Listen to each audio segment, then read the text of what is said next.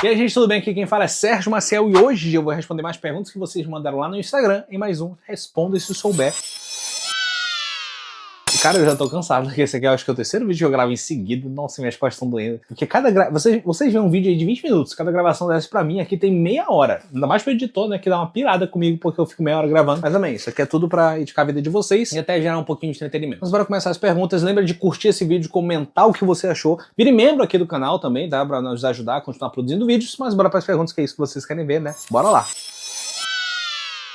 O que fazer com a depressão? O que fazer com a depressão? Buscar ajuda. Você tem que buscar ajuda, porque as pessoas, às vezes, elas tratam a depressão... Bora lá, existem alguns tipos de pessoa. O primeiro tipo de pessoa geralmente ignora a depressão. Finge que não é um problema. É um problema, deixa eu falar, que é uma patologia. O que é patologia? Uma doença. Não é só uma frescura, não. É uma doença. Muitas vezes uma doença na alma. Uma tristeza muito profunda, uma vontade de não fazer nada. São alguns sintomas bem simples aqui que eu posso te falar que é um problema e precisa ser resolvido. Aí a gente tem mais o segundo tipo de pessoa, que são pessoas, beleza, existe a depressão, só que é demônio. Um demônio que entra na tua vida e que você fica triste. Não, depressão não é um demônio. Depressão muitas vezes é uma patologia. Pode vir de causas espirituais? Sim, assim como outras doenças. Mas a gente procura Deus para resolver doenças, mas também procura médicos. Jesus deixou os médicos na Terra, ele veio com a medicina, né? Inclusive ele fala uma frase muito emblemática sobre isso. Os sãos não necessitam de médicos, e sim os doentes. Então se você está doente, você vai atrás de um médico. Se você está com uma patologia, uma depressão, você vai atrás de um psicólogo, porque você precisa de ajuda de um médico. Isso não é contra Deus, contra a vontade de Deus. O problema é você só se confiar nos médicos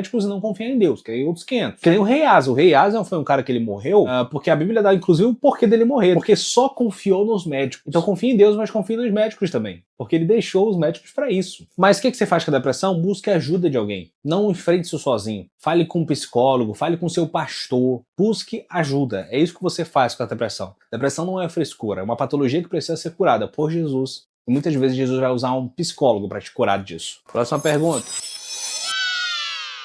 Cristão viúvo pode se casar novamente? Pode, ué. Se o cara morreu, tu tá livre, mas até que a morte nos separa. Depois que morreu, já tá livre, pode casar de novo. Ah, mas onde tem na Bíblia isso? Cara, pior que eu acho que a Bíblia fala exatamente disso. Dúvidas sobre o casamento, você sempre lê Coríntios capítulo 7, tá? 1 Coríntios capítulo 7, versículo 39, olha o que diz. A mulher está ligada ao seu marido enquanto ele viver. Mas se o marido morrer, ela está livre para casar com quem quiser, mas somente no Senhor. Inclusive ele completa aqui dizendo, porém, ela será mais feliz se permanecer viúva, segundo a minha opinião. E penso que também eu tenho o Espírito de Deus. Então, Paulo ele fala assim, ó, cara, se morreu, você pode casar com quem você quiser, se for, etc. No Senhor, né? Ele usa essa expressão, mas ele fala, ele dá um detalhe, acho que você vai ser mais feliz se for viúva. Mas ele fala que você pode sim casar de novo. Então é isso, não tem nem muito firula pra fazer, é exatamente o que eu li. É pecado o jogo do tigrinho? Pode vir a ser. Porque o que é o jogo do tigrinho? Aquele jogo de aposta, né? Eu já vi muita gente perdendo dinheiro com isso. Mas é a mesma pergunta de sempre. Aposta é pecado? Cara, não. A Bíblia não condena a aposta em si. A Bíblia só te dá algumas dicas e pode vir a ser pecado. Quando a aposta pode vir a ser pecado? Quando isso te domina. Quando isso já perturba a tua mente. Quando isso virou seu Deus. Porque tem gente que troca a família pela aposta. Ele acha que vai tanto ficar rico que ele esquece de dar atenção pra mulher, ele esquece de dar atenção pra filha, ele esquece de dar atenção pra Deus. Ele não tem mais tempo de ler a Bíblia porque ele tá perturbado com aquilo. Aquilo virou o senhor dele. O dinheiro virou o senhor dele. Então, quando isso vira seu senhor, é pecado. Segundo, quando te vicia. Que é quase que a mesma coisa que o primeiro. Porque o vício é basicamente isso. É uma idolatria que você ainda não deu o nome de idolatria. A Bíblia diz, aquele famoso texto de Paulo, né? Tudo me é lícito, mas nem tudo me convém. Tudo me é lícito, mas não deixarei que nada me domine. Se alguma coisa te domina, cara, você tá em pecado. Você não pode deixar nada te dominar, a não ser o teu senhor, que é Jesus. Então, se uma coisa domina teu coração, se é o futebol, se é a droga, se é a bebida, se é a aposta que domina teu coração, você está em pecado. E tem um terceiro ponto que a Bíblia diz, esse aqui eu vou ler o texto, lá em Provérbios, capítulo 13, vou colocar na NTLH para você entender melhor ainda. Verso é o verso 11. A riqueza que é fácil de ganhar é fácil de perder. Beleza? Então a Bíblia está te falando, a riqueza que é fácil de ganhar é fácil de perder. Quanto mais difícil for para ganhar, mais você terá. Então a Bíblia te dá a dica aí. Eu te dei dois motivos aqui que pode ser pecado da aposta, se te dominar e se você se viciar, no caso de Jesus, se ela for teu senhor e se você se viciar. E a Bíblia te dá uma dica, o dinheiro que vem fácil vai fácil. Então não é pecado apostar, é pecado você tornar disso seu Deus ou você se viciar nisso. Deu pra entender? Como explicar a ressurreição de Cristo para um não cristão? Jesus estava morto e ressuscitou. isso, gente. O que é que tem pra explicar? É loucura mesmo. É loucura para os que perecem, mas para nós que somos salvos é poder de Deus. Então Jesus, ele veio, ele morreu, e ele depois de 3 dias, o corpo dele que estava morto, ressuscitou, foi ressuscitado. O que tem pra explicar? É isso. Vocês tentam às vezes de complicar coisas que são simples. O Jesus ressuscitou e é isso aí. Não sei o que mais que quer que explique. Tá claro, ele tava morto, aí ele ressuscitou. Oxe, próxima pergunta. É pecado assistir anime? Cara, eu já respondi essa daqui algumas vezes, então vamos lá, tá? Próxima pergunta. Tem uma que eu vou responder rápido aqui, ó. O que é G12M12? Não sei, é coisa da Mir. Então você tem que perguntar pra alguém da Mir. A igreja passará pela grande tribulação? Estou preparando um vídeo muito bom sobre isso, mas eu nem sei como... Peraí, bora lá. Vou tentar responder essa pergunta aqui de forma racional. Estou fazendo um vídeo sobre isso, tá? Ai, que sono. Que vai ser muito legal. Não quero dar spoilers aqui, mas vai ser muito legal esse vídeo que eu tô fazendo sobre isso, porque te falar, vou te ser sincero aqui. Desde pequeno eu fui ensinado sobre o pré-tribulacionismo, onde a igreja seria arrebatada antes da tribulação. Beleza, eu acredito ainda nisso, mas quanto mais eu estudo, mais eu percebo umas certas coisas que eu falo, talvez não seja exatamente assim. E aí eu consigo olhar para o pós-tribulacionismo com um pouco melhor, com um pouco mais de bons olhos. Ainda hoje, tenho mais argumentos pré do que pós-tribulacionistas. Por isso que eu não te dou uma resposta, é isso. Eu acredito ainda hoje que seja antes da grande tribulação, mas ao mesmo tempo eu tenho bons argumentos que seja depois. Então eu vou ficar te devendo. O nome desse quadro aqui é Responde Se Souber, o cara disso. Nem tudo eu sei responder. Não sei. Então eu prefiro no futuro, e eu estou preparando esse vídeo, trazer um vídeo onde eu trago todas as visões, que nem eu fiz lá na questão do dízimo, tem um vídeo aqui sobre o dízimo que eu faço isso. Eu trago todas as visões, eu trago tudo e eu te falo, ó, eu acredito mais nisso aqui. Mas tem essa outra aqui que também não tá ruim. É meio que isso que eu gosto de fazer quando eu não sei a resposta. Cara, eu não sei. Mas eu acredito hoje mais no pré-tribulacionismo. Espero que isso tenha te ajudado em alguma coisa. É pecado colocar apelidos, fazer brincadeira com os amigos? Cara, depende. Se for dentro da brincadeira, de boa. Não é condenável isso, né? Ah, mas a Bíblia diz, aquele que chama seu irmão de idiota é passível do fogo do inferno. A Bíblia realmente diz isso lá em Mateus capítulo 5. Só que existem contextos da vida, né? Existe o contexto de você odiar seu irmão, e o texto fala de você odiar seu irmão. Existe o contexto da brincadeira. Eu faço brincadeira com meus amigos, que, cara, são brincadeiras um pouco pesadas, no sentido de a gente não se chama de idiota nem nada do tipo, mas a gente chama de outras coisas. E são brincadeiras pesadas, mas pra gente não é, pra gente é só bagunça, pra gente é só zoeira, e tá de boa. Ninguém, a gente tá na amizade, ninguém fica com raiva quando o outro bagunça com o outro, é de boa, no contexto de amigos. Então, não seria errado você colocar apelidos se tá de boa entre todo mundo. Mas tem vezes que você passa do limite, o cara não gosta, e aí você já tá errado. Então, o pecado não está na palavra em si, está no contexto onde você faz esse tipo de brincadeira. Talvez em um contexto onde as pessoas não gostem muito disso, seja pecado. Um contexto onde as pessoas de boa com isso, quando você está em amigos e família até, não seja pecado. Muito dependendo do contexto que você tá? Essa questão aí. Ah, mas tem pecado que é pecado dentro do contexto? Sim, tem pecados que não são pecados quando você está num contexto diferente. Nem Paulo fala. Paulo fala lá em Romanos capítulo 14, no verso 14, tenho pra mim que todas as coisas são puras, mas eu não vou comer todas as coisas na frente do cara que considera impura. Resumando o que Paulo fala ali. Então, mesma coisa. Na frente do cara que acha que aquilo é impuro, que esse tipo de brincadeira não é legal, não faça, porque ele vai ficar triste, então você pecou, ele pecou, etc. E na frente do cara que ele não acha que é impuro, que a gente pode brincar e tá tudo de boa, ele tá de boa, você tá de boa, vocês são amigos e tá tranquilo, faz a brincadeira, é brincadeira. Entendeu? É isso. Eu respondi de uma maneira meio esquisita aqui, mas é isso. Próxima pergunta. Não saí da igreja que eu nasci, mas vou ser mandada pra Goiânia pelo time que eu jogo. O que eu faço? Vai lá em Goiânia, vai pra uma outra igreja. Você vê uma outra igreja lá em Goiânia, cara. Se você tem que se mudar, é isso. Foi nesse vídeo que eu falei, cara, que eu gravo tanto vídeo que eu até esqueço qual é a pergunta que eu já respondi. Sobre a questão de fases da vida, eu não lembro se foi nesse... Cara, minha cabeça tá bacana. Eu não lembro se foi nesse vídeo que eu falei sobre isso. A questão de fase... Tem fase na vida. Tem fase que eu amo a igreja que eu tô, mas uma hora eu vou ter que me mudar. Eu não posso ficar pra sempre nisso. Eu não posso ficar pra sempre aqui. Talvez Deus nem queira que eu fique pra sempre aqui. Uma hora eu vou ter que sair. Uma hora eu vou ter que ir para outro lugar. Uma hora eu vou ter que fazer novas coisas, porque Deus tem planos diferentes. A gente tem que entender que nós somos filhos de Deus. E a Bíblia diz que o Espírito de Deus, ele sopra para onde quer. Ele vai te levar para onde ele quer. E você tem que aprender a se desapegar das coisas. Tem pessoas que são tão apegadas na provisão que não sabem viver a abundância. Sérgio, tu falou coisa que não faz sentido nenhum. Calma, que eu vou te explicar aqui, eu vou dar minha mini pregação de hoje. O povo de Israel passou 40 anos no deserto. Diz a Bíblia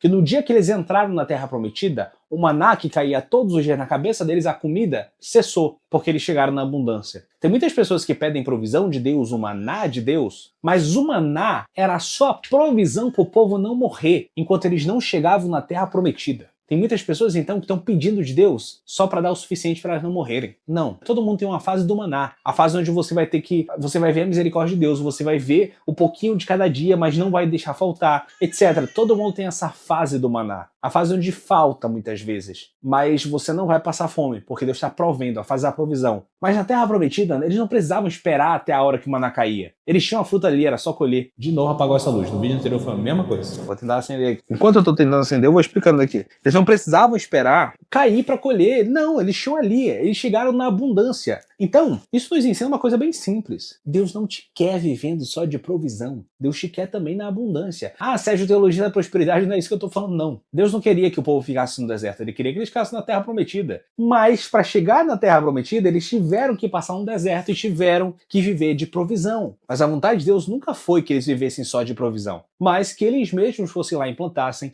que eles mesmos fossem lá e colhessem. E a vontade de Deus para sua vida também é essa. É que nem Elias no deserto. Lembra do Elias quando estava no deserto? Que ele ficou lá naquele rio. Uma hora a água do rio secou. Porque toda provisão tem prazo de validade. A água que Elias tomava no riacho, cara, uma hora o riacho secou. O pão que vinha dos corvos do céu e a carne que vinha dos corvos do céu também parou. Porque lembra disso, toda a provisão que Deus dá tem prazo de validade. A viúva, que a farinha não faltava, etc., na casa dela, uma hora parou. Por quê? Porque Deus falou, Elias, é hora de fazer chover, é hora da abundância. Você não precisa mais da provisão quando a abundância chega. E aí eu vou te dar uma aplicação aqui bem simples. Tem muitas pessoas hoje que vivem sua vida só esperando a provisão de Deus. Talvez o trabalho que Deus tenha te dado, o trabalho aí que te paga pouco, o trabalho que você tá ali ralando tal, você não ganha o suficiente e etc., seja a provisão de Deus. Deus te deu esse trabalho para você prover, para você ter. Mas esse trabalho não é sua vida. Esse trabalho não é abundância, é só provisão. E o tempo de provisão serve para nós aprendermos. Quando o povo de Israel estava no deserto, eles ficaram no deserto tanto tempo para justamente aprender quem era Deus. Porque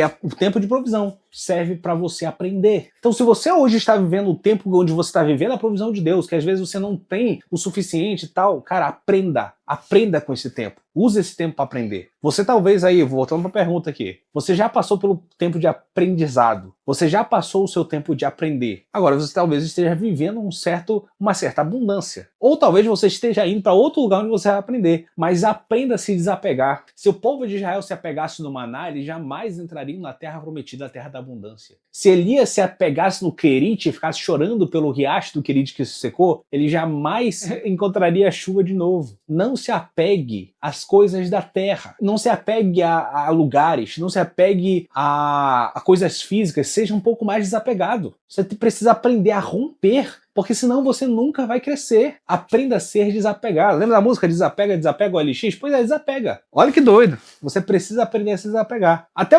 os apóstolos tiveram que aprender a desapegar. Poxa, eles tinham Jesus com eles todos os dias ali. Só que teve uma hora que Jesus falou para eles, é hora de desapegar.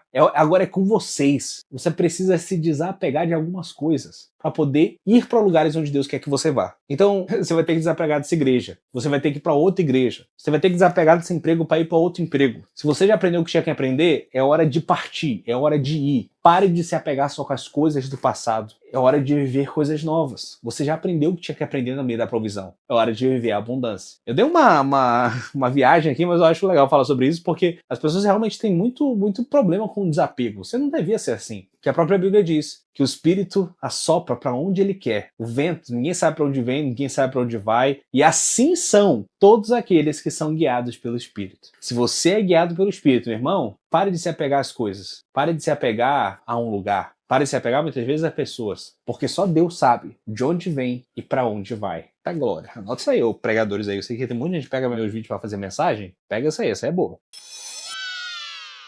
O que acha do pregador Mirim Miguel? Cara, esse daqui é o terceiro vídeo que eu tô gravando agora. Eu acho que eu já gravei um vídeo só falando sobre ele. Clica aqui, deve estar... Eu vou colocar aqui pra vocês, acho que é aqui que aparece. Clica aqui que eu gravei o vídeo inteiro onde eu falo sobre ele. Eu já reagi a vários vídeos do Miguel. Eu falei um monte de besteira que ele falou, corrigi e tal, na Bíblia, etc. Mas uma coisa que eu falo nesse vídeo aqui que eu deixei aqui pra vocês assistirem depois. Eu discordo muita coisa dele, mas eu tento fazer de tudo pra não desprezar as pessoas, pra não atacar as pessoas e sim um argumento. No Miguel, de vez em quando eu fiquei irritado com ele, porque era tanta loucura que ele falava que o cara não aguenta mais ver esse menino e tal. E eu falo justamente nisso nesse vídeo. vídeo. Mas ele precisa aprender muito, de verdade. Eu espero que ele melhore, agora que ele buscou um mentor e tal. Eu espero de verdade que ele melhore, porque ele falou muita besteira. E o que eu falo justamente nesse vídeo aqui é que as besteiras que ele falou, ele só repetiu besteiras que outras pessoas falam. Ele é uma criança. Mas assiste lá esse vídeo, que lá eu explico melhor sobre tudo isso. No geral, cara, quando vier vídeo dele, eu vou continuar reagindo, porque ele geralmente fala muita besteira, mas eu realmente espero que ele melhore. Sou jovem, convertida e há pouco tempo. É normal entrar em frieza espiritual constantemente? Olha, depende das circunstâncias da sua vida, porque geralmente a frieza espiritual ela rola com todo mundo em algum momento. Eu vou contar uma experiência minha pra poder a gente seguir. Assim, eu tô contando experiências aqui porque tô cansado. Aí quando a gente tá cansado, a gente conta umas coisinhas pra vocês novas. Uma época eu tava estudando tanto a Bíblia, olha que eu vou te contar. Eu tava estudando muito. Teologia, tal, lia livros e lia a Bíblia e tal. E quando eu ia pra minha igreja, eu via tanta coisa errada. E tem um problema muito grande na igreja. Pra quem é líder vai saber disso aqui que eu tô falando. O problema da igreja é quando você começa a conhecer os bastidores dela. A parte dos pastores, as sujeiras que às vezes os pastores escondem. Cara, tem muita coisa nos bastidores que eu não queria saber. Quando eu ia estudando, aquilo ia me deixando triste. Eu falei, cara, meu Deus, como é que Deus pode atuar nessa igreja que é tão suja?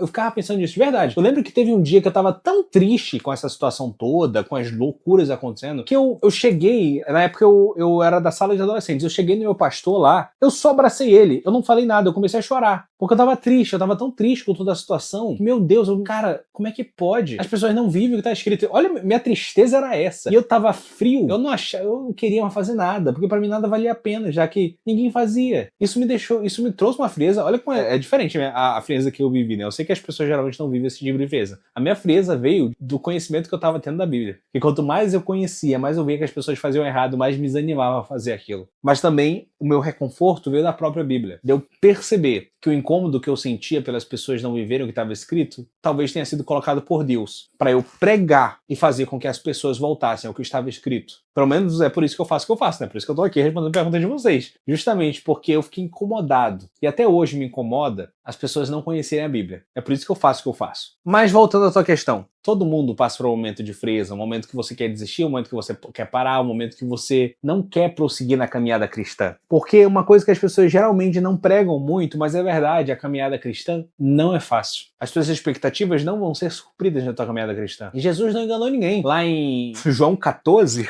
acho que é o João 16, versos 33, se não me engano, diz: neste mundo tereis aflições, mas tem de bom ânimo, eu venci o mundo. Então Jesus ele fala que você vai ter problemas nesse mundo. Você vai ter aflições nesse mundo. Foi nesse mundo que os apóstolos morreram. Nesse mundo, Tiago foi decapitado por Herodes. Nesse mundo, Pedro foi colocado de cabeça para baixo para morrer. Nesse mundo, Paulo foi decapitado. Nesse mundo, Jesus foi morto. Nesse mundo, pessoas foram cerradas ao meio pelo nome dele. Foi nesse mundo que cristãos choraram e viram seus familiares sendo mortos por leões no Coliseu. Nesse mundo tereis aflições. Eu sei que não te pregam isso, mas tem hora que isso cansa. Tem hora que você vai estar cansado, tem hora que você vai estar cheio de problema e vai para a igreja, vai ouvir o pastor pregar e você não só quer ir para casa e dormir porque você está cansado. Bem-vindo a este mundo. Eu sei que não é o evangelho que prega, eu sei que não é o evangelho do paz e amor, que vai dar tudo dar certo, Deus vai te abençoar hoje, que você veio aqui, não vai sair do mesmo jeito que você entrou, mas faz parte da vida cristã. A questão é o que eu faço quando eu percebo que esse mundo é tão cruel que está me deixando frio. Me apego ao que está escrito. E o que está escrito é que nada pode separar do amor de Cristo. Nem a dor, nem a tristeza, nem o perigo, nem a espada, como está escrito. Por amor de ti, somos entregues à morte todos os dias, reputados como ovelhas ao matadouro, mas em todas essas coisas somos mais do que vencedores por aquele que nos amou. Porque estou certo de que nem a morte, nem a vida, nem os anjos, nem os principados, nem as potestades, nem o presente, nem o porvir, nem qualquer outra criatura nos poderá separar do amor de Deus que está em Cristo Jesus, nosso Senhor. Ah, mas eu tô tão triste, mas lá em Neemias capítulo 8 diz: a alegria do Senhor é a vossa força. Ah, mas eu tô tão fraco, mas diz Deus, não eu, que o meu poder se aperfeiçoa na sua fraqueza. Ah, mas eu tô chorando, diz Jesus, bem-aventurados que choram, porque serão consolados. Então quando a tristeza vier, quando a frieza vier, você lembra do que tá escrito, porque a espada é que não vai te deixar cair. Você lembra daquela história lá do valente de Davi, que tem uma hora ele tava lutando na batalha, e aí a espada grudou na mão dele. Não sei se você sabe, as espadas não eram tão pequenas, eram um troço grande assim. Então o cara, ele se apoiava na espada, a espada não deixava ele cair. Tem dias que você vai estar cansado, você vai estar perturbado, mas você vai se apoiar na espada, e é a espada que não te deixa cair. Então você vai lembrar do que está escrito. É normal passar por frieza espiritual? Sim. principalmente quando a vida é mais difícil do que deveria ser. O próprio João Batista, quando ele estava na prisão, a Bíblia diz que ele duvidou que Jesus era o Messias, ele teve que mandar os discípulos: é mesmo tu? Ou a gente tem que esperar outro? Mas Jesus fez os milagres e falou: digam a João o que vocês estão vendo e ouvindo. Cegos veem, coxos andam, mortos são ressuscitados. Sou eu mesmo. Então, geralmente, quando nossas expectativas não são supridas, nós começamos a ter frieza espiritual. Mas aí vem Jesus e nos lembra do que está escrito. E quando ele te lembra do que está escrito, você volta. Então lembra do que está escrito. Essa é a melhor maneira de um crente não se esfriar. E também a igreja está aqui para isso. A igreja está aqui para você não se esfriar. Busca ajuda, fale com o pastor, fale com o amigo. E é isso. Bíblia, igreja, oração, jejum. É assim que você não vai esfriar. Dá tempo de responder mais uma pergunta? Eu acho que dá. Deixa eu pegar uma pergunta que não seja tão difícil. Não, melhor. Gente, eu vou terminar aqui nesse vídeo. A próxima pergunta era sobre maldição hereditária. Vou responder essa no próximo vídeo, então fiquem aí ligados. No próximo vídeo eu vou falar sobre maldição hereditária. Curta esse vídeo, comenta o que você achou, se inscreva no canal. Espero que... se você chegou até aqui nesse vídeo, fala: eu fui abençoado, eu aprendi alguma coisa, só pra eu saber se você chegou até o final desse vídeo. E também vire membro do canal. Você pode virar membro do canal, porque aí isso me ajuda a continuar com esse projeto aqui, né? Porque dá um trabalhinho fazer esse vídeo. Mas Deus abençoe a vida de vocês. Curta esse vídeo e até a próxima. Tchau!